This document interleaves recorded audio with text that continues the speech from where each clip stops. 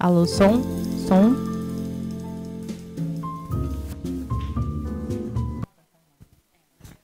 Boa tarde a todos.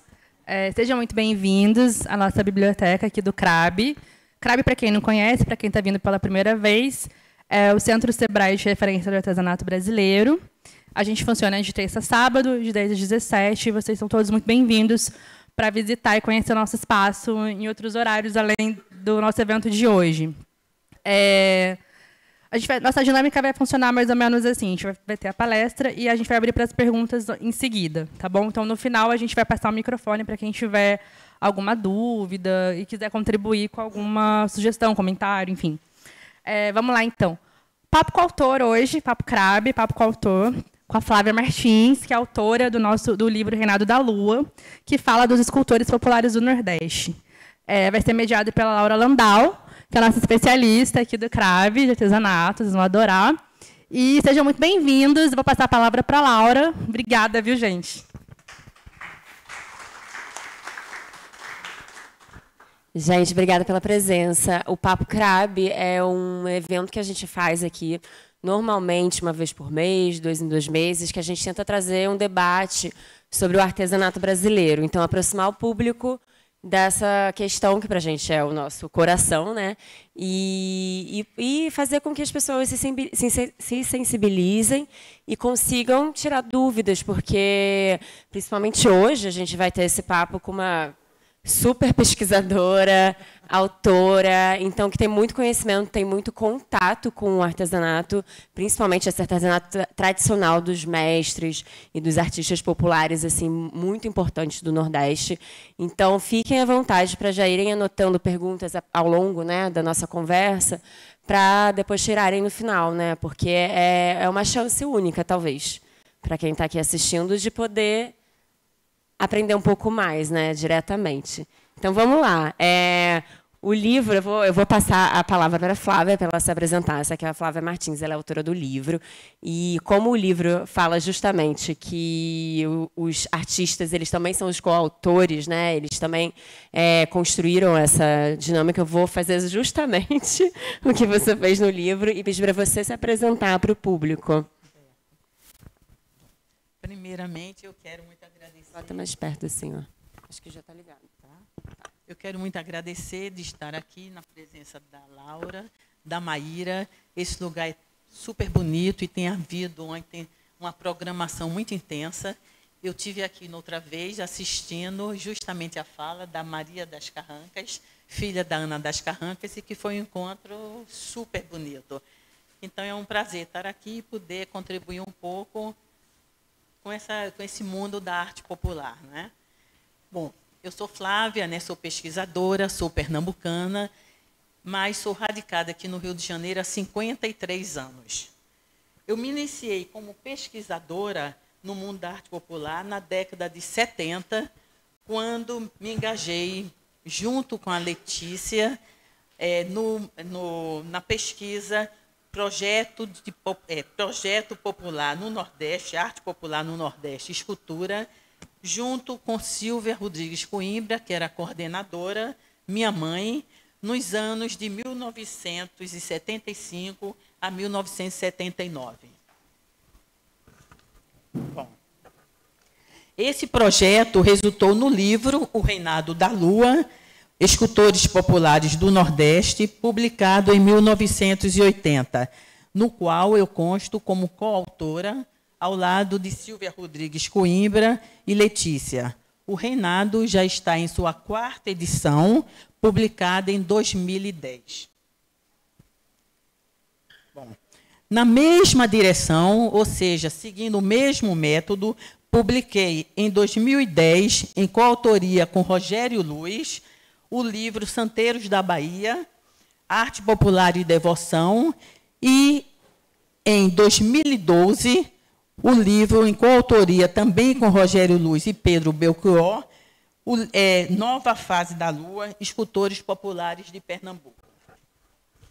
Mas minha relação com a arte, na verdade, ela vem de longa data, de uma tradição familiar, desde meus tios-avós, Augusto Rodrigues e Abelardo Rodrigues, irmãos de minha avó materna, tios de minha mãe. Ambos fizeram parte do movimento modernista, que teve origem em 1922, e do movimento regionalista do Pernambuco, né, de Recife, em 1923. Movimentos esses caracterizados pela busca de uma genuína identidade brasileira, tanto em sua dimensão regional quanto nacional.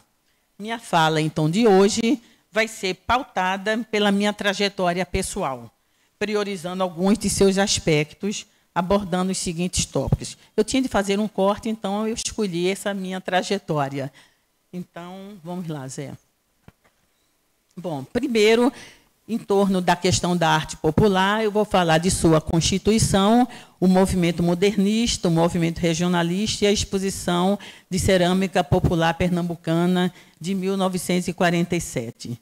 Depois, o desdobramento desse movimento, quando se cria uma rede de atores envolvidos, artistas, colecionadores, museus, galerias. Em terceiro lugar, eu vou falar do papel da Galeria Nega Fulô, que é a galeria fundada pela minha mãe, Silvia Rodrigues Coimbra, e o Reinado da Lua, como um projeto. E, por último, as mutações da arte popular a partir da palavra dos artistas, o Reinado da Lua e Nova Fase da Lua. Então, sobre a Constituição, eu diria que, a partir desses movimentos, a presença da produção, vinda da imaginação e do trabalho do povo, entra no circuito da arte oficial. Então, ela passa a ser vista como uma manifestação cultural significativa de caráter estético. Antes de penetrar nesse circuito, não existe arte para esta produção, ou conceito de arte como categoria fundamental de conhecimento, de reconhecimento e de classificação. A peça, até então, era produzida, era funcional, servindo muitas vezes como brinquedos de crianças ou objetos de uso doméstico. Não precisava ser preservada, era facilmente substituível e era voltada para a comunidade local e vendida nas feiras. Legitimada, então, como arte popular, essa produção atinge outro status e é inserida em um mercado mais amplo, atingindo toda a sociedade nacional e internacional. Promove-se seu caráter estético, originário, se lhe confere legitimidade diferencial, tomando como parâmetro o erudito. A expressão, então, arte popular, passa a designar e a destinar aos produtores um lugar na produção artística em geral, lugar do autêntico, espontâneo, originário, embora, ao mesmo tempo, secundário com relação à arte erudita. O próximo. Aí a família do Vitalino, né? Vitalino, ele recebendo um prêmio lá no sítio dele, lá em Caruaru. Em 22 de junho de 1947, foi inaugurada na Biblioteca Castro Alves, no Instituto Nacional do Livro, no Rio de Janeiro, a exposição Cerâmica Popular Pernambucana, organizada pelo educador e artista plástico Augusto Rodrigues, contando com o apoio do seu irmão, Abelardo Rodrigues, também grande colecionador de arte popular e de arte sacra. A apresentação da exposição é assinada pelo poeta, dramaturgo e engenheiro Joaquim Cardoso. Essa exposição pode ser vista como um evento que se materializa a partir da participação dos irmãos Rodrigues, né, no movimento modernista e no movimento regionalista de Recife. Com essa exposição, tornavam-se públicas a vida e a obra dos ceramistas que participaram na mostra e, em particular, do mestre Vitalino dos bonecos de Caruaru. Mais do que isso, pela primeira vez, essa produção é exposta fora do mercado local, onde residem aqueles ceramistas e passam a integrar um mercado mais amplo, ganhando um novo estatuto, uma nova classificação de arte popular para a história da arte brasileira. Falando dos desdobramentos, eu diria que nesse processo de descoberta e individualização de sujeitos, de caracterização da arte popular, a produção desses artistas como manifestações do seu imaginário e do seu modo de vida se articula numa rede de interesses econômicos, sociais, culturais. Essa rede abrange vários sujeitos, instituições e conhecimentos que se integram e se relacionam. Artistas, colecionadores, museus, galerias, exposições, catálogos, entre outros. Vou destacar aqui os colecionadores e galerias. Aqui temos, né, o Jacques Van de Beek, Augusto Rodrigues, Silvia e Abelardo Rodrigues.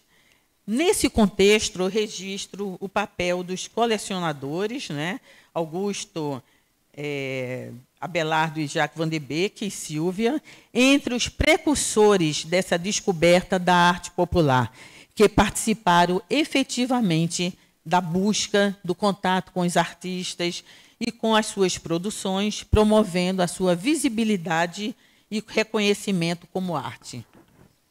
A partir dos anos 60, as galerias somam-se a esses movimentos de busca e de descobertas, de identificação e de distinção da arte popular da produção artesanal, da autoria, da difusão e, sobretudo, da comercialização desses produtos. Nessa rede, de acordo com Daniel Reis, galerias e colecionadores foram cruciais no recorte da arte popular do mundo do artesanato, buscando aproximá-la da arte contemporânea e promover a circulação desses produtos em um mercado mais sofisticado. Vamos lá, amor. Ainda de acordo com o Daniel, né, vocês veem essa listagem que ele fez das galerias, e a Nega Fulô Artes e Ofícios, a galeria de Silvia, é a primeira, fundada lá em Recife no ano de 1969 a 1980. Passar.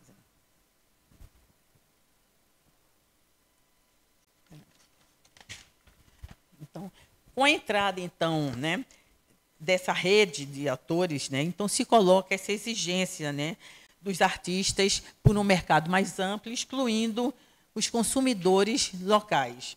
Então, tem essa arte, essa família aí do Zé Caboclo, essa foto maravilhosa que nós tiramos na viagem a Pernambuco. O Zé Caboclo foi conterrâneo do Vitalino, trabalhou junto dele, e ele falava exatamente isso. Para os artistas populares, né, pertencentes aos setores mais humildes da população, trabalho artístico é trabalho produtivo, não havendo distinção com relação a um aspecto fundamental, garantir a sua sobrevivência.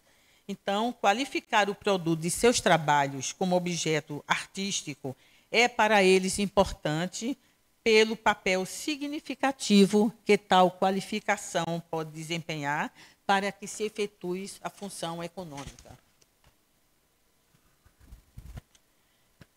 Então, é o seguinte, o que é que eu quero dizer com isso? Que a Galeria Nega Fulô era muito mais do que um espaço de escoamento e comercialização das peças de arte popular.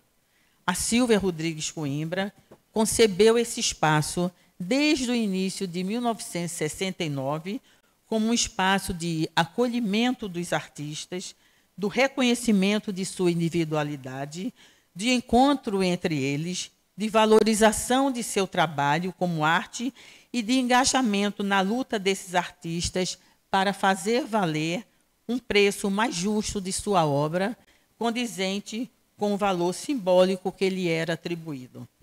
Todas as peças que constavam na Nega Fulô, independentemente de serem assinadas ou não, eram identificadas com o local de procedência, nome e endereço de cada artista. Esse era um trabalho maravilhoso que a galeria desenvolvia. Esses verbetes que a galeria distribuía para a sua clientela, inclusive essa logomarca foi criada por Augusto Rodrigues, trazia um resumo de cada artista e era distribuído para as pessoas que iam ali comprar as peças. Então, o livro Reinado da Lua, fruto do projeto de pesquisa Arte Popular do Nordeste e Escultura, é o desdobramento da proposta desenvolvida pela Nega Fulô, contando com o apoio institucional da própria galeria e o apoio financeiro da Organização Canadense pelo Desenvolvimento e pela Paz e pela FINEP.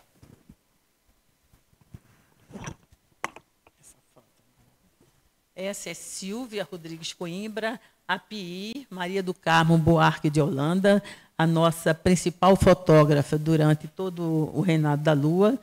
Ali, estou um pouco diferente, né? Eu e a Letícia grávida, e ali embaixo a gente subindo um morro enorme, lá em Cachoeira, na Bahia, para entrevistar os artistas. Aí na frente a minha irmã, que sempre também viajava conosco, Patrícia, para ajudar na gravação. Aí tem a Letícia, minha mãe ali à direita, e eu devo estar escondida aí, no meio disso. Bom, deixa eu ver onde é que está. É no carro particular de Silvia Coimbra, com sua coordenação e presença, que desbravamos os 9 estados do Nordeste, da Bahia ao Maranhão, indo às casas, oficinas dos 109 artistas para ouvi-los e fotografá-los, tendo a PI como principal fotógrafa.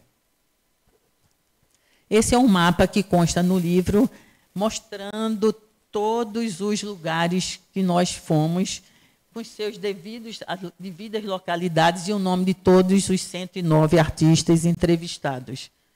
Viajamos bastante, viu? Bom, então é o seguinte. Os esforços, então, para a realização da pesquisa e sua finalização com a publicação do livro Reinado da Lua foram muitos. Silvia hipotecou a sua casa para obtenção de empréstimos. Fizemos aqui no Rio de Janeiro 2 exposições em casas de amigos. Uma na casa da própria Letícia e outra na casa do Pedro Paulo Paiva Chaves. Vieram um caminhão lá de Recife com as obras da Nega Fulô e nós vendemos tudo. Foi um sucesso total.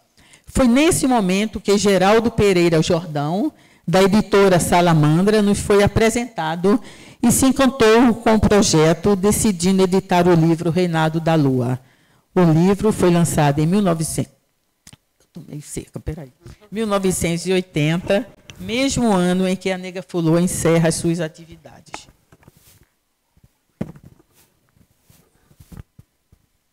Antes mesmo da Nega Fulô, eu vivenciei a minha casa ser povoada no início dos anos 60 por peças de arte popular, vindas de várias localidades do Nordeste, principalmente de Pernambuco.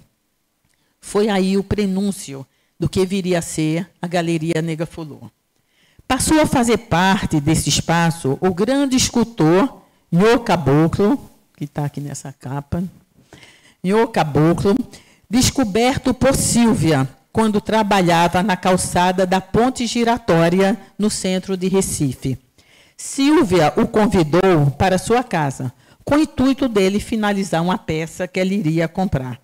Nunca mais Caboclo a deixou, e nem Silvia Caboclo, até a morte do escultor em 1976.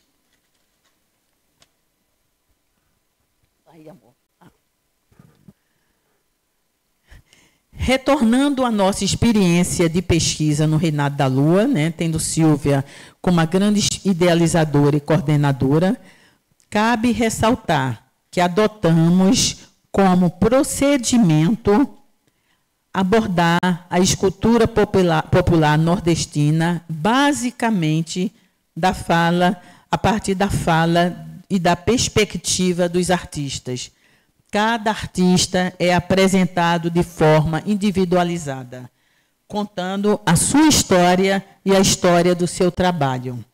O principal objetivo nosso é documentar, o que aqui significa considerar o escultor e a sua obra como singularidades. É da sua individualidade em relação ao contexto em que se situa que pretendemos dar conta. Pretendemos apresentar uma realidade, um estilo de vida, uma produção, um produto, visões de mundo. Não se trata de uma simples descrição factual, nem tampouco de um estudo explicativo tipo sociológico. Seus depoimentos, muito mais do que um simples material para uma possível análise, são, como consequência de uma opção por nós assumida, o âmago do livro. Este é um livro realizado em conjunto com 109 escultores populares do Nordeste. Esse saiu no jornal em 1980, quando do lançamento do Reinado da Lua. Aí eu diria, já em 1975, início da pesquisa, nós respeitamos o lugar de fala dos artistas, lugar privilegiado de sua fala no lugar do exercício interpretativo das autoras. Importante ressaltar que, ao transcrevermos os depoimentos, nós optamos por fazê-lo segundo as normas gramaticais estabelecidas, mantendo expressões particulares a cada discurso. A linguagem oral não se confunde com a escrita. Ao se passar de uma para outra, procede-se obrigatoriamente, em qualquer trabalho dessa natureza, a uma recodificação. E que foi o que nós fizemos. Bom, com isso, como afirmou o nosso crítico de arte, Paulo Sérgio Duarte, no prefácio da 4ª edição, ele diz: o reinado não os reduz a meros informantes de uma pesquisa em ciências sociais. Apresenta-os como protagonistas da produção artística em posse, não apenas um saber fazer, mas também de um discurso sobre a sua vida e a sua obra. Agora, vamos falar das mutações, tomando, então, como base a palavra dos artistas, método abordado tanto no Reinado, que saiu em 1980, com 109 artistas, como também na nova fase da Lua, em 2010, com 85 artistas, podemos sinalizar mutações porque passam a arte popular nesse período, na diversidade de concepções e posicionamentos que os artistas elaboram. A criação da escultura popular deita raízes no entorno familiar, em geral, por meio da convivência com mestres tradicionais de ofício e das marcantes experiências de infância daí decorrentes, para quem se aventurou a brincar com a argila ou com a madeira. No Reinado da Lua, a preocupação primordial dos artistas é qualificar o objeto do seu trabalho como arte, para garantir um papel significativo na sua função econômica, mesmo que sua arte ocupe um lugar inferior com relação à arte erudita. Já na nova fase da Lua, pesquisa realizada 30 anos após o Reinado da Lua, no estado de Pernambuco, esse tradicional determinante da prática está longe de ser exclusivo. Há mudanças na paisagem econômica, nas concepções sobre arte, no lugar que o artista ocupa entre os seus pares, tanto na comunidade a que pertence, quanto frente a um mercado já globalizado. Aí é um mapa que também consta na nova fase da Lua de nossas viagens por Pernambuco, citando também cada lugar e cada artista que foi entrevistado. O embate, então, passa a ser mais incisivo, entre a criação da peça única, feita em grande parte à mão, e dirigida ao segmento mais sofisticado de apreciadores e consumidores e às peças feitas em série, repetidas em quantidade surpreendente, possível pelo uso de formas e máquinas numa verdadeira linha de montagem com vistas a um público mais amplo. Então, trava-se dessa maneira a luta pelo acesso a um mercado ampliado, às armas da singularidade, da qualidade e do prestígio, contra as forças da beleza fácil, do preço irrisório, dos intentos meramente decorativos. Arte contra enfeite. Agora, a questão não é opor duas maneiras de ver e de produzir. O que nós queremos é preciso delimitar o lugar de cada uma no interior da variedade das expressões da arte popular não utilitária. Porque, de um lado e do outro, se trata mais do que sobrevivência de melhoria das condições de vida e de conquista de bens e serviços, que começam a se tornar acessíveis às camadas da população de onde provêm esses artistas e artesãos. E também do reconhecimento do artista popular como profissional, cidadão e pessoa, merecedor de promoção humana, financeira, social e cultural. Não é possível ignorar o grau de importância que, nesse setor, ganharam tantas organizações administrativas, casas de cultura, com seus agentes, prefeituras, governos estaduais, governo federal, quanto as entidades privadas associadas a colecionadores e negociantes, por meio de eventos, de feiras, de mostras em lojas e galerias. Aí é a FENEARTE, foto maravilhosa. Praticamente todos os artistas entrevistados na Nova Face da Lua enaltecem a FENEARTE, Feira Nacional de Negócios de Artesanato, criada no ano 2000, 20 anos após o lançamento do Reinado da Lua. Realizada anualmente em Recife, Pernambuco, os artistas reconhecem a FENEARTE como espaço de valorização e, sobretudo, de divulgação de seus trabalhos, pela oportunidade de se aproximarem de um amplo público consumidor e do próprio meio artístico local e nacional. E ainda o motivo principal pelo reconhecimento social e artístico que eles adquirem a serem escolhidos para integrar a ala dos mestres.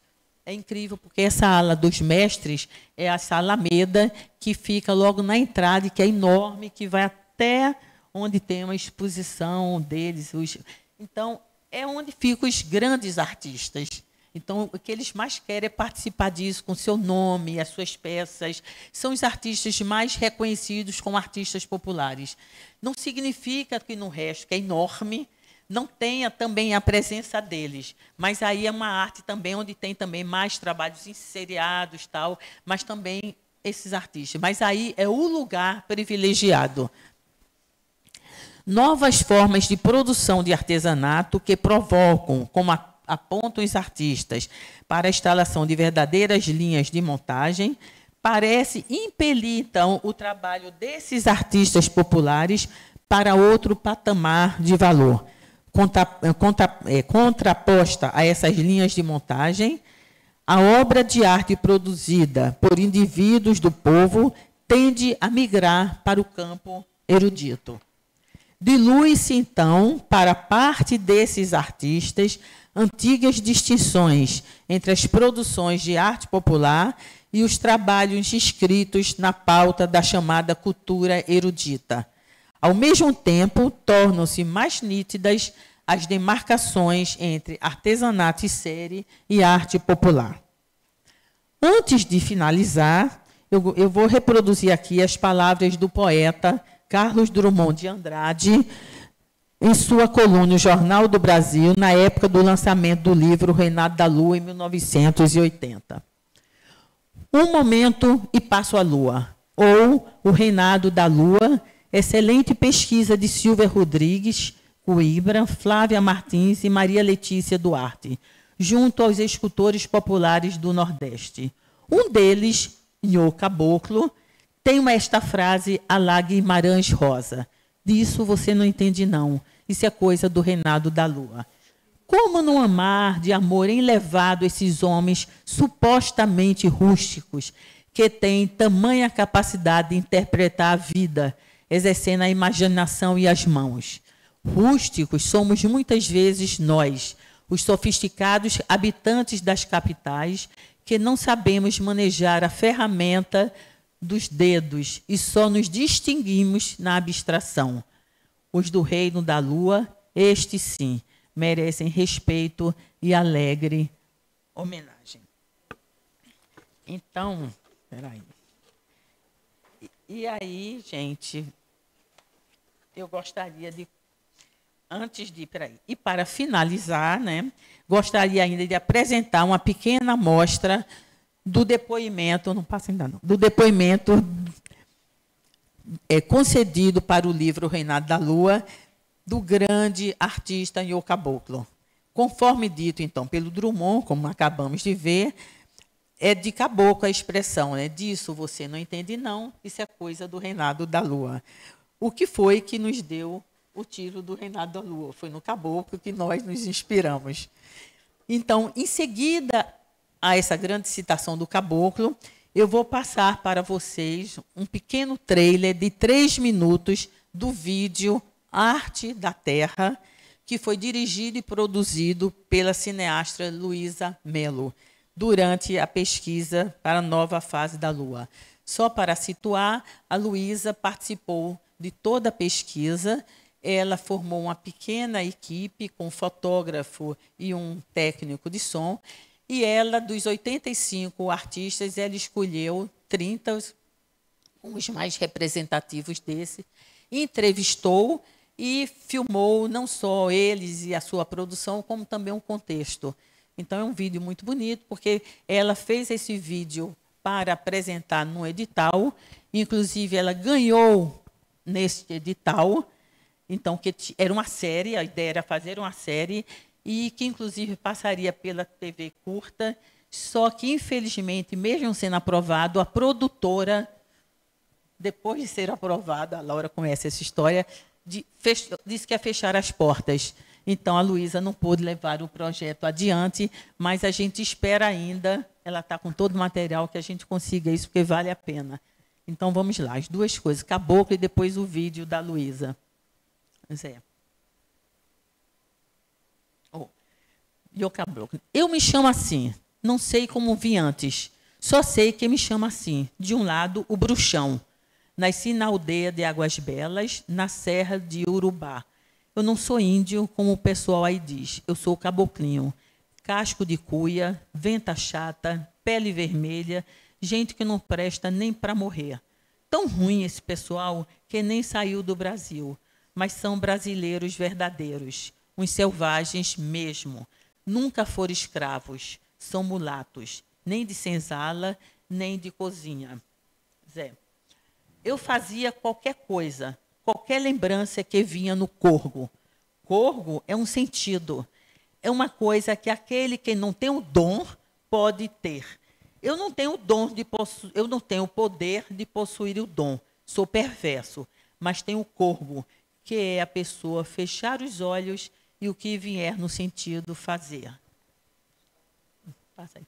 Não gosto de coisa de loja. Gosto de trabalhar peça para museu. Museu de matuto. Peça tem de ser matuta. Peça ruta, que tem mais valor que a moderna.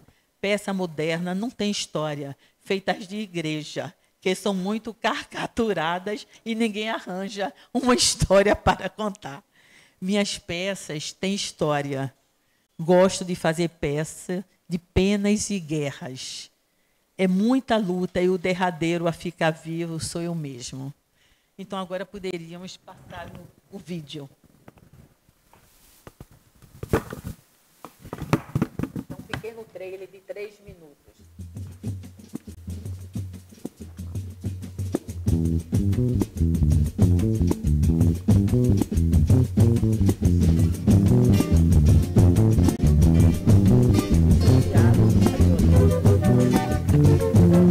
Artesanato a gente não se ensina, artesanato se herda, artesanato sai de dentro de você. É um pouco de si que sai de você, se transforma em arte.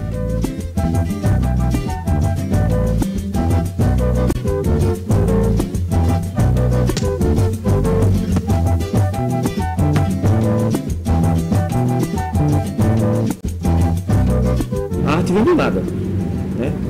Ela surge do nada e se transforma em alguma coisa. Através dos meus sonhos, da minha vontade de querer mais.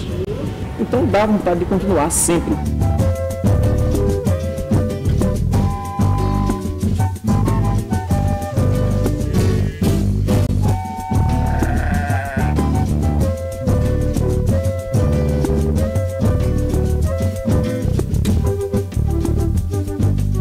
Esse aqui é o caboclo mais que tem uma vida boa, sabe?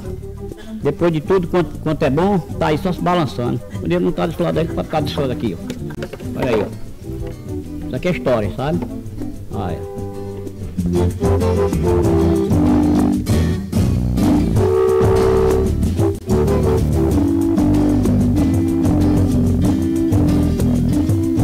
Eu acho que Pernambuco é riquíssimo em cultura.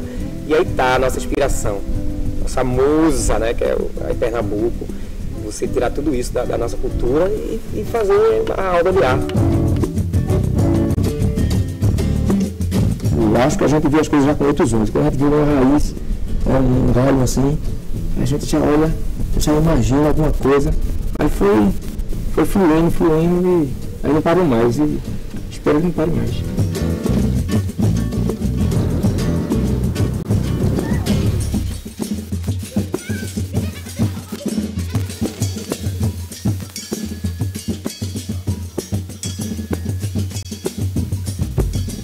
Quando eu viajei muito para longe, que já fui para o exterior, tudo, muitas pessoas diziam assim, se você saísse e fosse para outro lugar, você ia ficar muito rica com o seu trabalho.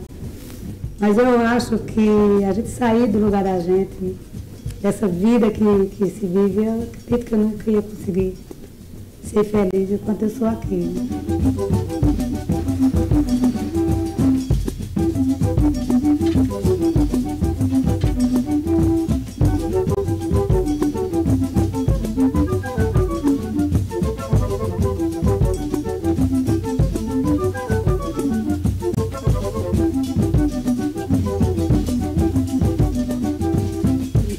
Peça desde os 3 anos.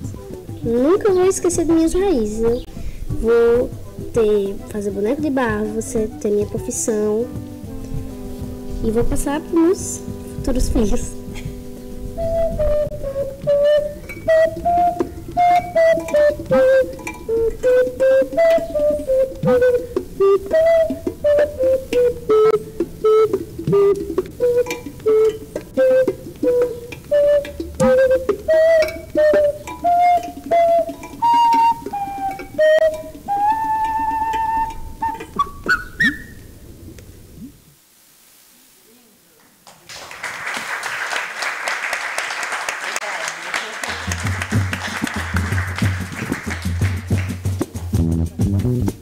Pode parar o vídeo.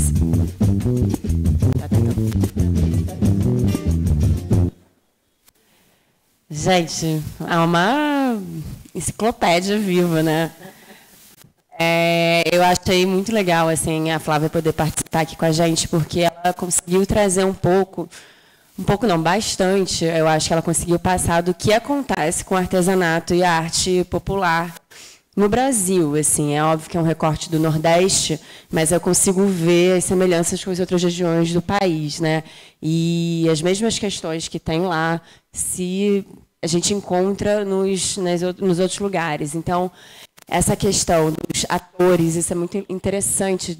E o Nordeste concentra um pouco isso, né? Dos galeristas de arte popular, indo atrás, eles vão se embrenhando em qualquer canto para encontrar o artista, né? A gente vê isso até hoje. A função dessa conexão com o resto do país entre o local e os outros atores cores que misturam essa rede, é muito permeado pelos galeristas, assim, porque eles vão, né? Eles vão atrás. E aí eu fiquei pensando, uma das coisas que eu fiquei pensando quando você falou é que hoje em dia eu sei que isso ainda é complicado, essa andança pelos interiores. Naquela época devia ser uma coisa de louco, assim, né? E aí você falou justamente de você do local ir para fora, né? Como é que foi isso? Como é que foi essa experiência de adentrar o Brasil e encontrar esses artistas? Olha, foi uma experiência radicalmente diferente do Reinado da Lua. Claro que tinha a Galeria Nega Fulô, que também ajudou muito, e tinha todo esse movimento que nós falamos de busca, de descoberta, mas era desbravamento mesmo. Se ia descobrindo, ia vendo quem é que era, um indicava o outro. Algumas pessoas a gente já tinha indicação, outras a gente encontrava. Mas, então, era isso. Já na nova fase da Lua, uma coisa que foi fantástica, nós já partimos para o trabalho de campo com o nome de muita gente, porque já existia, gente, site, já existia. Então, muitos artistas já tinham o seu site. Então, isso foi fantástico. A gente telefonava, já marcava, já dizia que ia. Então, isso facilitou bastante. Eles mesmos se davam à luz, né? É, exatamente, porque tinha, e, de fato, isso foi fantástico, em termos de facilidade, mas, mesmo assim, muitas pessoas nós descobrimos no meio do caminho. Nós íamos e, de repente, assim, olha, tem tal pessoa lá, não sei aonde, aí eu telefonava para o Rio, aí a gente estava sendo financiado no Nova Fase da Lua, foi pela OAS, e aí eles faziam assim, a gente pode ir? Pode. Então, a gente foi construindo também este universo no decorrer da pesquisa. Foi realmente, eu vendo esse filme, me dá uma saudade que vocês nem imaginam. Realmente era uma experiência muito, muito rica.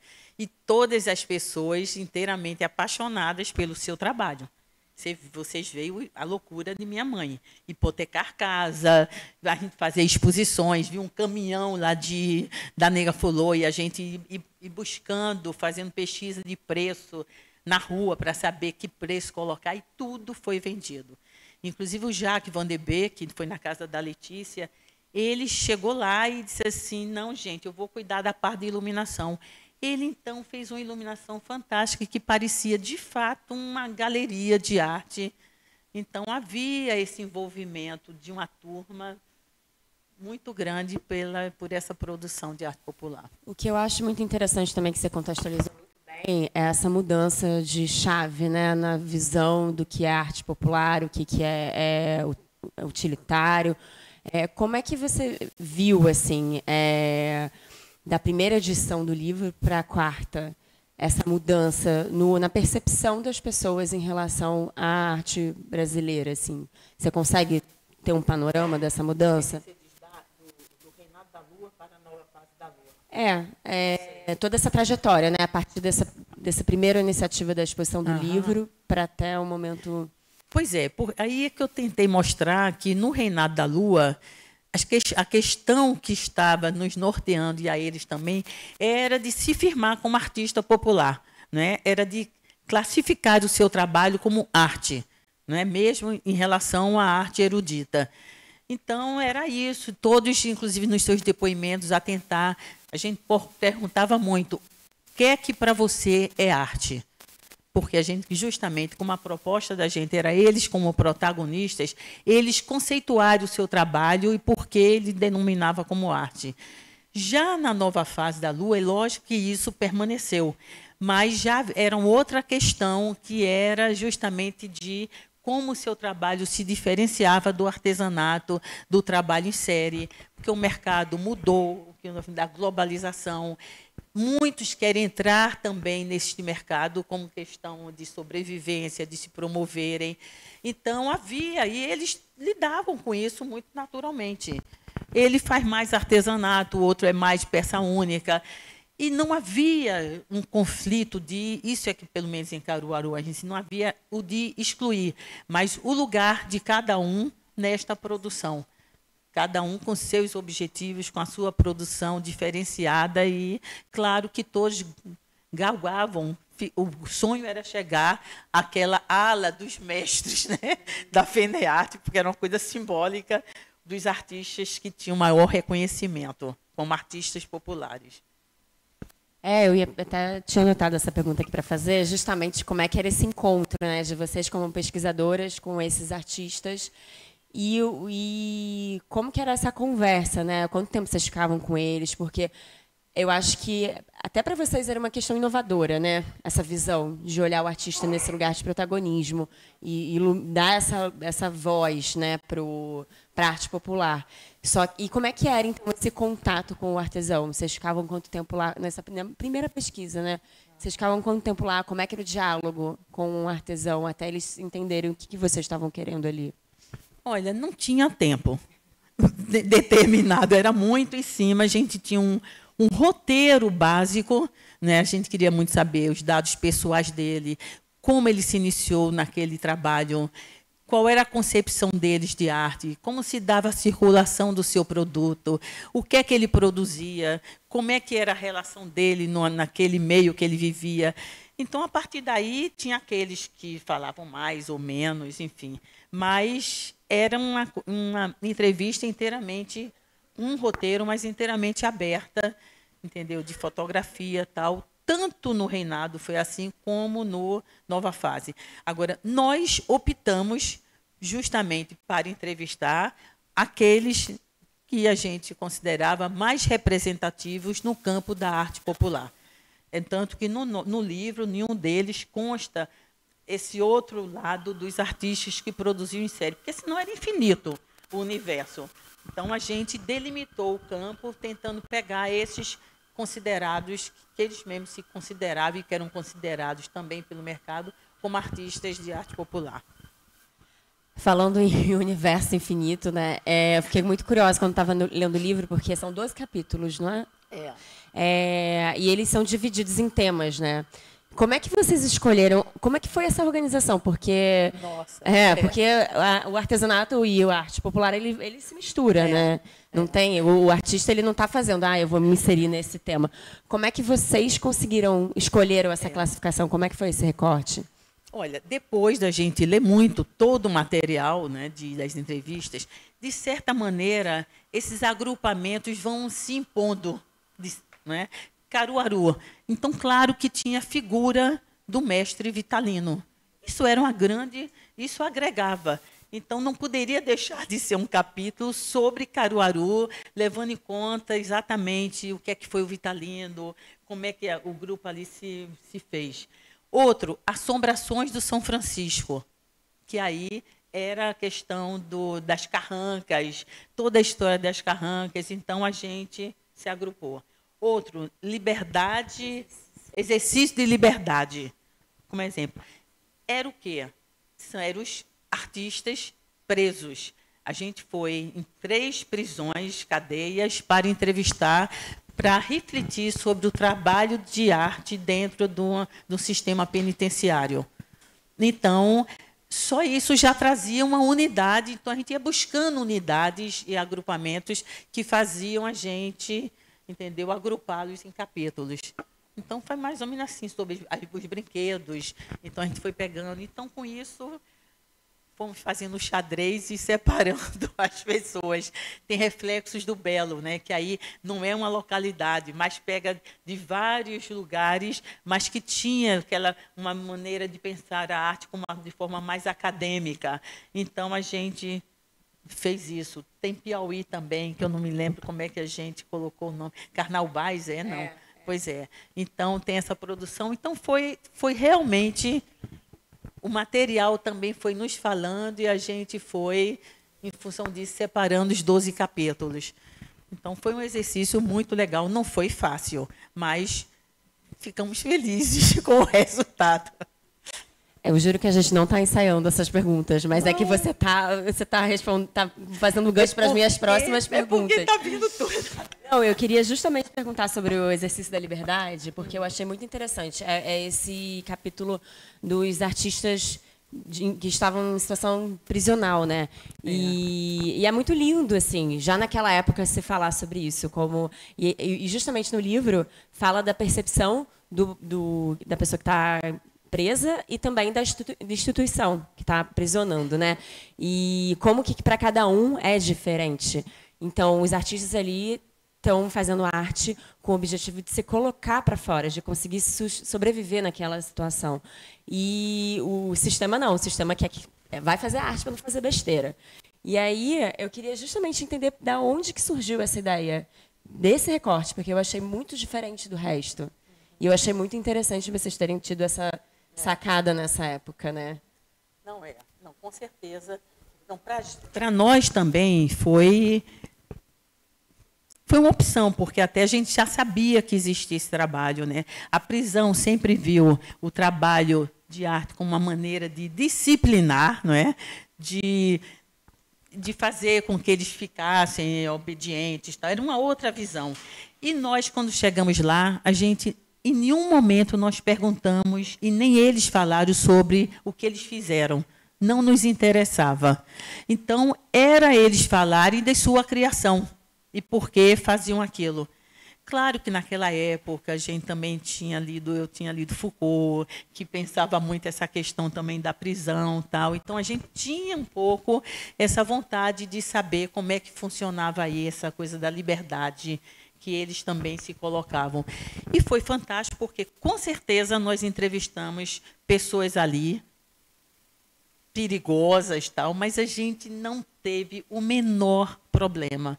Eu não tive em nenhum momento, nenhuma de nós, o sentimento de insegurança. Porque nós entrávamos, claro, devia ter guarda, eu nem me lembro, então eles vinham e começavam a falar e mostrar tal. Então, foi, de fato, uma experiência muito rica. E também tudo era meio surpreendente, porque você não sabia muito bem o que é que ia encontrar. Mas as coisas iam fluindo. Muito legal. Você sabe como algum deles está hoje? Não, eu até gostaria de saber, viu? Mas não tenho ideia.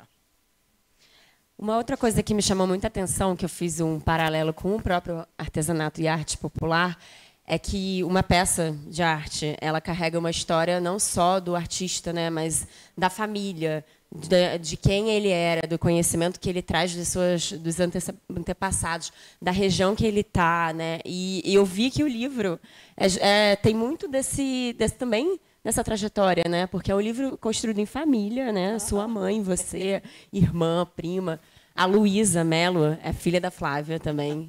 E tudo em família, e é muito bonito porque é uma reprodução do que acontece no artesanato também, né? Eu achei isso muito legal, esse paralelo. E eu acho que a gente vê que assim, a construção familiar ela é importante para as coisas irem para o mundo também, né? De pai para filho, né? Em vários lugares. Deixa eu ver que horas são. Acho que a gente pode abrir para pergunta. Alguém quer fazer alguma pergunta para a Flávia? Ali, perto da escada.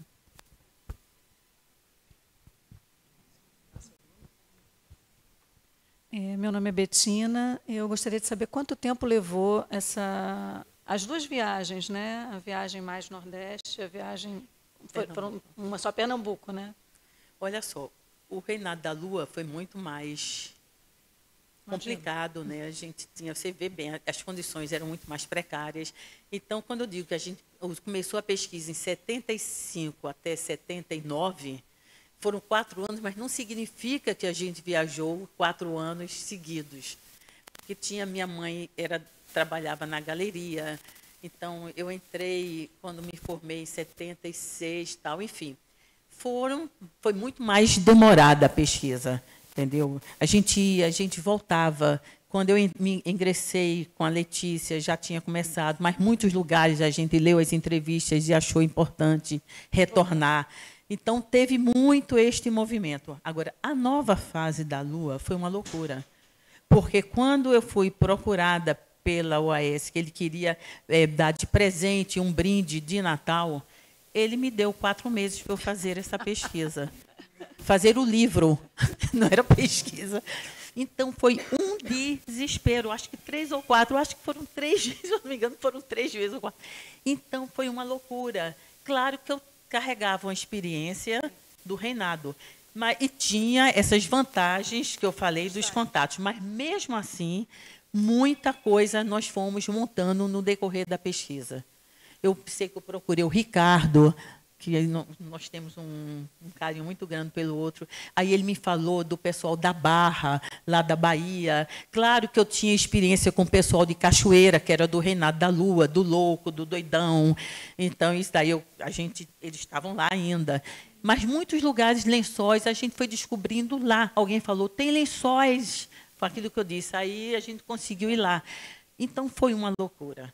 As pessoas ficavam desesperadas, a equipe. Quem chegava no hotel, que tinha piscina, tinha não dá tempo, porque nem de usufruir, assim, um dia de folga, porque era uma loucura, mas foi o que foi possível. E aí a gente, claro que a equipe toda, a Gisela Abad, que foi a pessoa que fez todo o projeto gráfico, ela teve um envolvimento enorme, as pessoas viravam noite para dar conta de a gente conseguir entregar o livro a tempo, e conseguimos. Não, juntou tudo, porque a pesquisa de campo a gente concentrou em 15, 20 dias, era uma loucura. A da Bahia, a de Pernambuco, eu acho que também deve ter sido isso. E pegamos uma van e atravessamos Pernambuco inteiro. Eu acho que foi uma loucura. Mas entregamos tudo a Gisela, e ela foi uma pessoa que ela também já trabalhou também no Reinado da Lua, na 4ª edição, 3ª. Então, a gente teve uma relação que realmente sem problema, ainda bem, com a equipe. Mas foi um desespero, viu? Não sei, eu acho que hoje não teria mais esse pique, pelo menos da nova fase. O reinado não, foi outra coisa. Alguém mais quer fazer uma pergunta?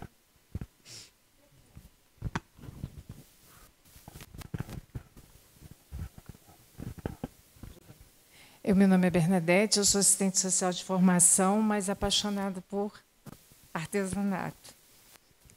E quando você fala assim, fizemos os registros, narrativas, era colocado conforme o artesão narrava. Uma pergunta, porque recentemente eu fiz um pequeno curso no Museu de Imagem e Som. Então, lá eles têm toda uma questão da nossa história, né? Esses registros foram gravados aonde eles estão? E o que vai ser feito deles? A preservação, o CRAB poderia entrar nisso? Porque o que eu percebo, depois que eu fiz esse curso, eu tomei assim, o que eu percebo é o livro, ok, mas e esse acervo? O que vai ser feito com isso? Porque, desculpa, a sua família é maravilhosa. Mas o mais comum nas famílias é considerarem tudo isso tralha. E isso terminar numa lixeira. Como eu vejo muitos livros hoje, infelizmente, terminando em lixeiras. Então, eu fico hoje, cada dia mais, eu entrei nesse curso do MIS devido a um material do meu falecido pai. E se eu for considerar pela visão dos meus irmãos, são tralhas. Aí foi por isso que, inclusive, eu estou aqui. A minha pergunta é, o que se faz com esse material? Eu só conheço o CRAB como detentor no exercício de preservar essa história, ele tem um acervo, mas eu pergunto, o CRAB poderia desenvolver um MIS? Vou perguntar para o nosso diretor. Porque eu gostaria, esse termo gorgo, foi a primeira vez que eu escutei. Quando eu ouvi. Isso é um eu caboclo. É a linguagem mas dele. Gostei. Não, maravilhosa. Não, eu acho que essa pergunta O CRAB não poderia fazer uma exposição só baseado no Reino da Lua? A gente pode tudo. Mãe, é só isso. Mas são projetos. Eu adoro essa provocação, é muito importante. Então, assim, não está fora da nossa possibilidade. visão. Não está. Assim, eu fico feliz. A gente tem esse objetivo mesmo, como centro de referência, fazer essa salvaguarda disso desse tudo, patrimônio. desse conhecimento. Tanto nas obras, mas das pessoas mesmo, né? Do autor. Isso é um objetivo nosso, com certeza. Não é algo que está fora do nosso escopo e nem dos projetos que a gente está querendo construir. Mas é ótima essa provocação aqui, a nossa coordenadora. Escutem, por favor. Mas é importante mesmo, assim, é um objetivo nosso, a gente já tem projetos para isso. Tá, eu fico mais tranquila. Essa FENARTE, eu sou amiga do Carlos Queiroz. Amiga, assim que eu digo, de Facebook. Carlos Augusto, não. É o Carlos Queiroz, aquele que faz umas mulheres. Um artista. Que faz essa. Eu sou enlouquecida para um dia assistir, ir ver essa exposição. Essa parceria também pode ser feita? Porque tem coisas que eu vejo que ele não mostra só as coisas dele, ele mostra a feira em si. É de enlouquecer, é muita informação, é muita coisa linda e que eu não vejo. Porque sabe como que eu comecei a olhar? Eu trabalhava, como disse, eu sou assistente social, eu fazia o Norte e Nordeste por uma instituição financeira e eu conheci o trabalho da Janete Costa, a arquiteta. Foi com a Janete Costa que eu comecei a olhar. Porque nos trabalhos dela, ela sempre dava uma cutucada no cliente e meio que levava um artesanato para inserir dentro da decoração. Então, foi a Janete Costa que me trouxe tudo isso. Aí eu comecei a caminhar e olhar. Tenho algumas coisas, mas tem tanto artesanato nesse país que eu fico pirada. Minas, então... Nossa piração também. É uma loucura. Eu tento ver ao máximo. Mas aí eu fico preocupada com o que será feito desse material. Olha, é uma coisa bem pretensiosa. Eu acharia maravilhoso. Você falou no MIS. O MIS, de fato, eu já até estive lá assistindo, porque eles abriam, inclusive, você assistir gravações e tal. Eles têm um acervo maravilhoso, é uma instituição super importante, mas vocês veem o desespero que eles estão agora querendo construir aquele prédio na Avenida Atlântica. O da Avenida... Há quantos anos? É uma deixa eu loucura explicar. Aquilo, até elas colocaram... Eles estão com uma nova administração, valeria a pena, porque o MIS agora tem também a unidade aqui na Lapa, né? É onde fica guardado o maior número dos arquivos. O MIS Copacabana, que, né, a antiga HELP, está nessa questão, mas eles deixaram muito claro, lá só serão feitas exposições, porque nada pode ficar arquivado à beira-mar. Então, basicamente, é o Alapa que guarda e alguma coisa a FENARTE, eu acho que é uma, para quem não conhece, é uma das maiores feiras de artesanato do Brasil, assim, vale muito a pena ir. Normalmente ela acontece em junho, lá em Olinda, e ela reúne os artistas do Brasil, e tem essa ala dos mestres focada em Pernambuco, e é incrível, assim, é uma experiência única para conhecer o Brasil mesmo. Se você não vai comprar, é legal de você ir, porque é uma oportunidade de você conversar com os artesãos.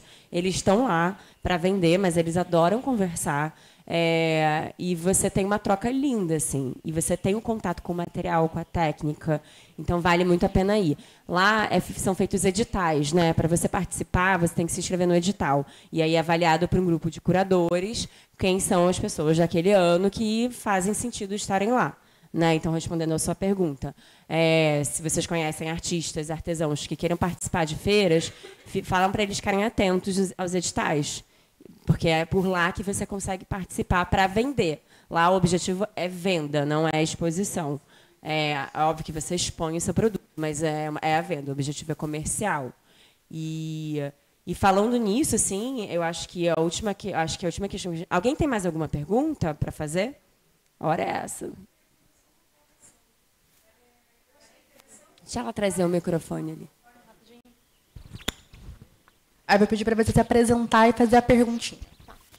Na verdade, não seria uma pergunta. Meu nome é Márcia, tá? E eu achei interessante a construção do livro.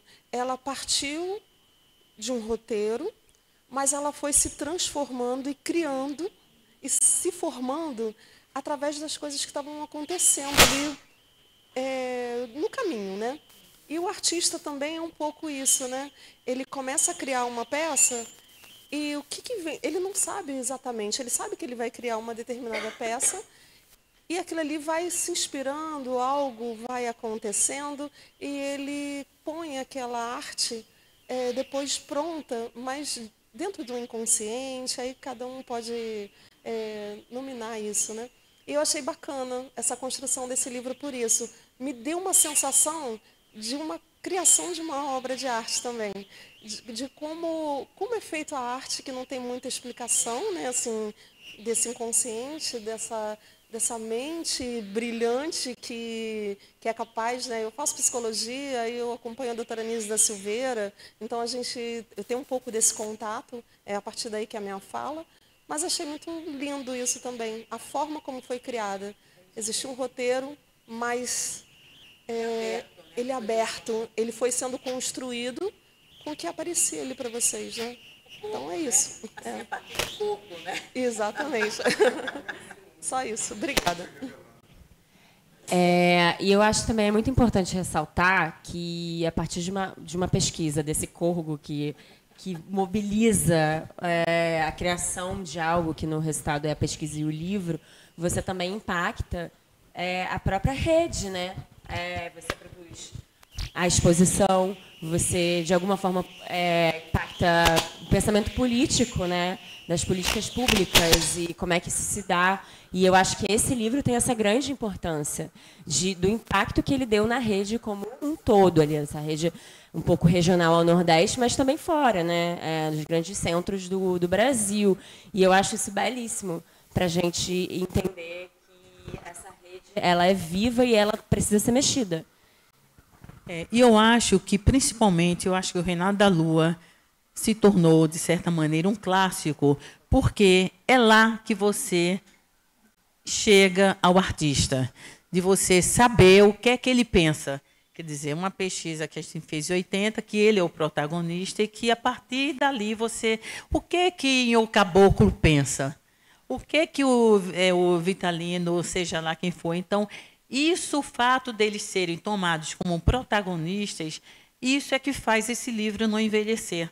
Não é em vão que a primeira edição foi em 80 e a segunda 30 anos depois, porque vai estar sempre presente aquela busca pelo pensamento, pelo conhecimento desses artistas.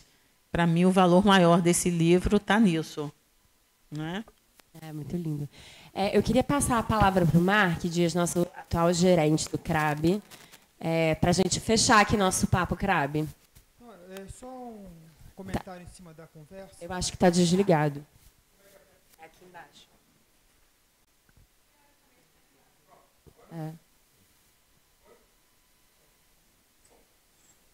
Eu acho que tem que falar bem pertinho. Esse microfone deve estar agora baixo. foi. Só para pegar um pouco o gancho final aqui da conversa, que eu tive talvez um insight para a gente avançar com isso. O CRAB não vai conseguir, talvez, abraçar o Arte no Brasil, porque ele é muito pulverizado, muito acima disso. Porém, pegando um pouco o seu gancho e a apresentação da professora, o que a gente tem que fazer, talvez, é reunir as universidades Brasil, quem estuda isso, e o CRAB ser um rugby, trazer todos esses movimentos que acontecem hoje, isoladamente ou heroicamente no Brasil, e montar um grupo para a gente começar a consolidar essa experiência. É exemplo de hoje. E aí, com isso, a gente começa a resgatar isso. Porque sozinhos a gente não vai ter essa perna. Ninguém tem essa perna. Mas, porém, a gente pode talvez fazer isso. Pegar, a partir da experiência do professor aqui, quem são os seus pares? Tem fulano, e monta uma rede de inteligência e começa a montar um roteiro como agrupar isso, trazendo para cá como a informação organizada. Acho que a gente consegue fazer isso, dessa forma. Mas não a gente absorver isso. Então, talvez isso fique como um insight para a gente conversar e pensar numa estratégia primeiro trazendo as universidades Brasil, para fazer um encontro aqui, a gente começar a construir uma metodologia juntos para isso. Estamos aí. Exatamente. Que pega essa região aí, né? Eu tenho uma amiga ali que também estou pegando as coisas. Acho que ficaria esse insight como um balanço para a gente poder pegar essa experiência. Porque o que foi feito? Foi feito um roteiro, foi feito um recorte, escolher um pedaço. Ok. Pegamos todo mundo que está hoje estudando isso e a gente começa a montar um roteiro para integrar as informações. Vamos abraçar tudo? Não vamos atingir, mas a gente começa já a agrupar ou reduz o que vai para as lixeiras, traz para cá. É isso, obrigado a todos. Obrigada pela participação de vocês que já estão aqui nos dando mais projetos. Eu queria dar a palavra final para a Flávia. Você quer comentar alguma coisa para a gente encerrar? Então, gente, muito obrigada. Ela quer falar, Maíra. Ah, sim. A Flávia, ela trouxe um livro. Fizemos assim, eu quando cheguei aqui, eu vi que vocês não estavam encontrando, apesar de estar registrado o Nova Fase da Lua. Eu tenho muito poucos exemplares, porque já essa edição está esgotada. Na verdade, tudo está esgotado. Mas eu tinha os 5 exemplares, mas achei importantíssimo o CRAB ter um exemplar. Então, esse daqui está sendo doado, o de Pernambuco, para vocês pesquisarem aqui no CRAB.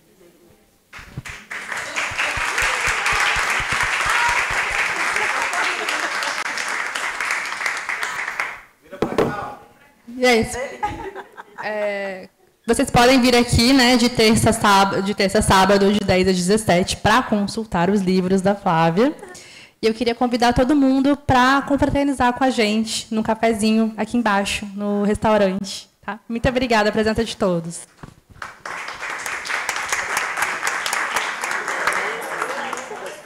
Queria dizer que eu conheci seu tio-avô, professor Augusto Rodrigues, que fui várias vezes. Prazer. Quando eu vi o sobrenome, comecei a prestar atenção. Eu sou arte educadora da música. Você trabalhou com isso?